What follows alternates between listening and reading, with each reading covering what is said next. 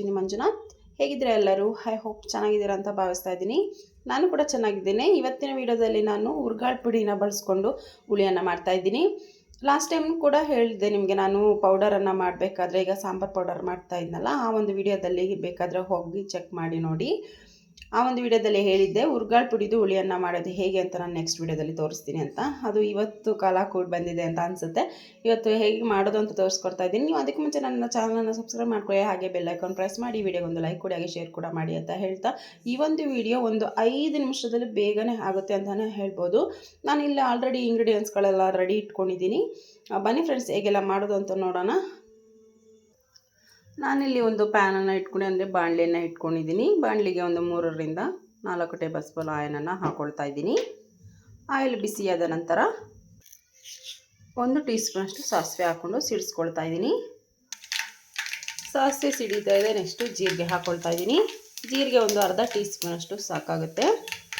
ಜೀರಿಗೆ ಸಿಡಿದ ನಂತರ ಕಡಲೆಬೇಳೆ ಹಾಕ್ಕೊಂಡು ಹೊಂಬಣ್ಣ ಬರೋ ತನಕನೂ ಹುರ್ಕೊಬೇಕಾಗತ್ತೆ. ಲೋ ಫ್ಲೇಮಲ್ಲಿ ಇಟ್ಕೊಂಡೇ ಫ್ರೈ ಮಾಡ್ಕೊಬೇಕು, ಇಲ್ಲಾಂದರೆ ಸೀದೋಗ್ಬಿಡುತ್ತೆ. ಹಾಗೆ ನೆಕ್ಸ್ಟ್ ನಾನಿಲ್ಲಿ ನೆನೆ ಹಾಕ್ಕೊಂಡಿರುವಂತಹ ಕಡಲೆ ಬೀಜಗಳನ್ನು ಹಾಕ್ಕೊಳ್ತಾ ಇದ್ದೀನಿ. ನೀವು ಡ್ರೈ ಕೂಡ ಹಾಕ್ಕೊಬೋದು. ನಾನಿಲ್ಲಿ ನೆನೆ ಹಾಕ್ಕೊಳ್ತಾ ಇದ್ದೀನಿ.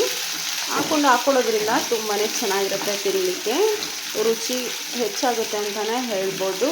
ಕೆಲವೊಬ್ಬರಿಗೆ ಡ್ರೈ ಹಾಕಿ ಚಿತ್ರಾನ್ನದಲ್ಲಾಗಲಿ ಪುಳಿಯೋಗರೆಲ್ಲಾಗಲಿ ತಿಂದರೆ ಆಗೋದಿಲ್ಲ. ಸೊ ನಮಗೂ ಸಮ್ ಟೈಮ್ ಆಗೋದಿಲ್ಲ, ಅದಕ್ಕೋಸ್ಕರ ನಾವು ಈ ರೀತಿಯಾಗಿ ಮಾಡಿಕೊಂಡು ಹಾಕ್ಕೊಳ್ತಾ ಇದ್ದೀವಿ. ಸ್ವಲ್ಪ ಇದು ಲೈಟಾಗಿ ಫ್ರೈ ಆಗಬೇಕು. ಒಂದು ಅರ್ಧ ಭಾಗದಷ್ಟು ಫ್ರೈ ಆದ ನಂತರ ನಾವು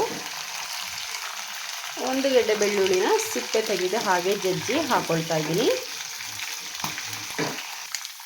ಖಾರಕ್ಕೆ ನಾನು ಒಂದು 2 ರಿಂದ 3 ಹಸಿಮೆಣಸಿನಕಾಯಿನ ಈ ರೀತಿಯಾಗಿ ಕಟ್ ಮಾಡಿ ಹಾಕ್ಕೊಳ್ತಾ ಇದ್ದೀನಿ. ನೀಟಾಗಿ ಫ್ರೈ ಮಾಡ್ಕೊಬೇಕು ಎಲ್ಲವನ್ನು. ಹಾಗೆ 1 ಈರುಳ್ಳಿನ ಈ ರೀತಿ ಚಿಕ್ಕದಾಗಿ ಕಟ್ ಮಾಡಿ ಹಾಕ್ಕೊಳ್ತಾ ಇದ್ದೀನಿ. ಈರುಳ್ಳಿ ಕೂಡ ಸಾಫ್ಟ್ ಆಗೋವರೆಗೂ ಫ್ರೈ ಮಾಡ್ಕೊಬೇಕಾಗುತ್ತೆ ಆಯಿಲಲ್ಲಿ. ಈರುಳ್ಳಿ ಕೂಡ ಸಾಫ್ಟ್ ಆಗಿದೆ. ನೆಕ್ಸ್ಟು ಒಂದೇ ಒಂದು ಟೊಮೆಟೊನ ಸಣ್ಣದಾಗಿ ಹಚ್ಚಿಟ್ಕೊಂಡು ಹಾಕ್ಕೊಳ್ತಾ ಇದ್ದೀನಿ. ಟೊಮೆಟೊ ಕೂಡ ಕಂಪ್ಲೀಟಾಗಿ ಸಾಫ್ಟ್ ಆಗೋವರೆಗೂ ಫ್ರೈ ಮಾಡ್ಕೊಬೇಕು. ಜೊತೆಯಲ್ಲೇ ನಾನು ಸ್ವಲ್ಪ ಕೊತ್ತಂಬರಿ ಸೊಪ್ಪನ್ನು ಹಾಕ್ಕೊಳ್ತಾ ಇದ್ದೀನಿ. ನೀವು ಬೇಕಿದ್ರೆ ಕೊನೆಯಲ್ಲೂ ಹಾಕೊಬೋದು. ನಾನಿಲ್ಲಿ ಕಡ್ಡಿ ಇರುವಂತಹ ಸಾಂಬಾರು ಸೊಪ್ಪನ್ನು ಬಳಸ್ತಾ ಇದ್ದೀನಿ.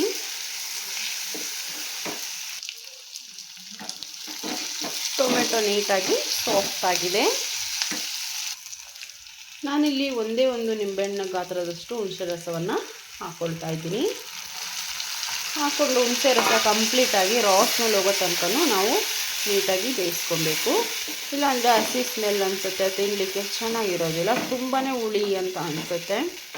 ನೀಟಾಗಿ ಫ್ರೈ ಆಗಬೇಕು ಹುಣಸೆ ಹುಳಿ. ಜೊತೆಯಲ್ಲಿ ನಾನು ರುಚಿಗೆ ತಕ್ಕಷ್ಟು ಕಲ್ಲುಪ್ಪನ್ನು ಬಳಸ್ಕೊಳ್ತಾ ಇದ್ದೀನಿ. ನಾನಿಲ್ಲಿ ಹುಣಸೆ ರಸ ಹಾಕಿರೋದ್ರಿಂದ ಆ ಒಂದು ನೀರಿನ ಅಂಶದಲ್ಲಿ ಉಪ್ಪು ಕರಗುತ್ತೆ ಅಂತಲೇ ಹೇಳ್ಬೋದು. ಹುಣಸೆ ರಸ ನೀಟಾಗಿ ಬೆಂದು ಇಲ್ಲಿ ಎಣ್ಣೆನೂ ಕೂಡ ಬಿಟ್ಟಿದೆ. ನೆಕ್ಸ್ಟ್ ನಾನಿಲ್ಲಿ 2 ಟೇಬಲ್ ಸ್ಪೂನಷ್ಟು ನಾನಿಲ್ಲಿ ಬೆರಕೆಕಾಳು ಪುಡಿಯನ್ನು ತೊಗೊಂಡಿದ್ದೀನಿ. ಅದನ್ನು ಸಹ ಸೇರಿಸ್ಕೊಂಡು ನೀಟಾಗಿ 1 ನಿಮಿಷಗಳ ಕಾಲ ಫ್ರೈ ಮಾಡ್ಕೊಬೇಕಾಗತ್ತೆ ಈ ಪೌಡರನ್ನು. ಈ ರೀತಿ ಮಾಡೋದ್ರಿಂದ ಫ್ಲೇವರ್ ಚೆನ್ನಾಗಿರುತ್ತೆ, ಹಾಗೆ ತಿನ್ನಲಿಕ್ಕೂ ತುಂಬಾ ರುಚಿ ಅಂತಲೇ ಹೇಳ್ಬೋದು. ನೀಟಾಗಿ ಮಿಕ್ಸ್ ಮಾಡ್ಕೊಂಡಿದ್ದಾಗಿದೆ. ಕೊನೆಯದಾಗಿ ನಾನಿಲ್ಲಿ 1 ತುಂಡು ಬೆಲ್ಲವನ್ನು ಹಾಕ್ಕೊಳ್ತಾ ಇದ್ದೀನಿ. ನೋಡ್ತೇವೆ, ಒಂದು ಚಾಕ್ಲೇಟ್ ಬರುತ್ತಲ್ಲ ಅಷ್ಟು, ಅಂದರೆ ಈ ಬೆಲ್ಲ ಫುಲ್ಲು ಸಾಫ್ಟ್ ಆಗಿದೆ. ಇವಾಗ ಮಳೆಗಾಲ ಆಗಿರೋದ್ರಿಂದ ಶೀತ ಅಲ್ವಾ, ಅದಕ್ಕೆ ಬೆಲ್ಲ ಮೆಲ್ಟ್ ಆಗುತ್ತೆ. ಬೆಲ್ಲವನ್ನು ಹಾಕ್ಕೊಂಡು ಹಾಗೆ ಕೊಬ್ಬರಿ ತುರಿಯನ್ನು 1-2 ಟೇಬಲ್ ಸ್ಪೂನಷ್ಟು ಕೊಬ್ಬರಿ ತುರಿಯನ್ನು ಹಾಕ್ಕೊಳ್ತಾ ಇದ್ದೀನಿ. ಇಲ್ಲಾಂದರೆ ಕಾಯಿ ಬೇಕಾದರೆ ಹಾಕ್ಕೊಬೋದು ನೀವು. ನಾವು ಕೊಬ್ಬರಿ ಹಾಕೋದ್ರಿಂದ ಸ್ಟಾಕ್ ಇಟ್ಕೊಬೋದು. ಒಂದು ವೀಕ್ ಆದ್ರೂ ಮಡಿಕೊಂಡು ತಿಂದರೆ ಏನೂ ಆಗಲ್ಲ, ತುಂಬ ಚೆನ್ನಾಗಿರುತ್ತೆ ಅಂತಲೇ ಹೇಳ್ಬೋದು. ಇವಾಗ ಹುಳಿ ರೆಡಿ ಇದೆ. ನೆಕ್ಸ್ಟ್ ನಾವು ರೈಸ್ಗೆ ಕಲಿಸ್ಕೊಳ್ಳೋಣ. ನಾನಿಲ್ಲಿ ಅನ್ನವನ್ನು ಕಲಿಸ್ಕೊಂಡು ಹಾಕ್ಕೊಂಡಿದ್ದೀನಿ. ನೋಡ್ತಾ ಇರ್ಬೋದು, ತುಂಬ ಚೆನ್ನಾಗಿರುತ್ತೆ.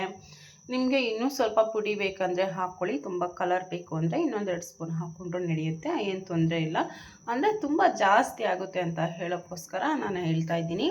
ನಾನು ಎಷ್ಟು ಪ್ರಮಾಣದಲ್ಲಿ ಹಾಕಿದ್ದೀನಿ ಅಷ್ಟು ಪ್ರಮಾಣದಲ್ಲಿ ಮಾಡ್ಕೊಳ್ಳಿ, ಪರ್ಫೆಕ್ಟಾಗಿ ಬರುತ್ತೆ ಅಂತ ಹೇಳ್ತಾ ಇದ್ದೀನಿ. ಈ ಒಂದು ವಿಡಿಯೋ ಇಷ್ಟ ಆಗಿದೆ ಅಂತ ಭಾವಿಸ್ತೀನಿ ಫ್ರೆಂಡ್ಸ್. ನೆಕ್ಸ್ಟ್ ವಿಡಿಯೋದಲ್ಲಿ ಸಿಗ್ತೀನಿ. ಟೇಕ್ ಕೇರ್, ಬಾಯ್ ಬಾಯ್.